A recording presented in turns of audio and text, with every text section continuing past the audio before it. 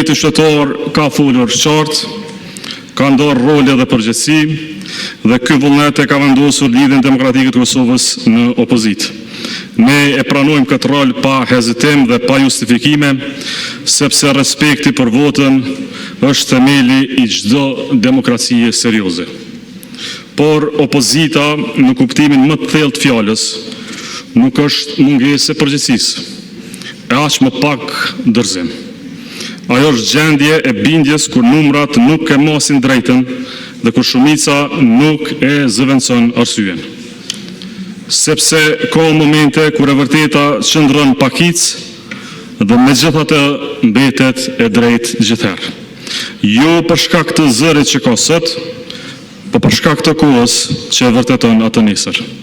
Numrat ndryshojnë, mandatet kalojnë, pushtetet vinë e shkojnë, se historia jep të drejtë atyre që dinë qëndrojnë edhe kur janë pak, edhe kur janë vetëm, edhe kur janë kundër frymës e shumicës. Dhe për këtë arsye ne qëndrojmë. Jo sepse jemi në rol politik, por sepse besojmë se drejta nuk humbë vlerë kur mbetet pak. Ajo vetëm pret kohën e saj. Dhe sot lind nevoja për qëndruar, jo përballë një qeverie të zakonshme, po përballë një pushteti që i ka të gjitha, numrat, institucionet, mjetet dhe kohën. Dhe mbi të gjitha përvojën e zymë të 5 viteve të shkuara, me fjalë shumë e pak rezultate. Të qëndrosh përballë këtij pushteti nuk do thotë kundërshtim i verbër, sa për hir të kundërshtimit.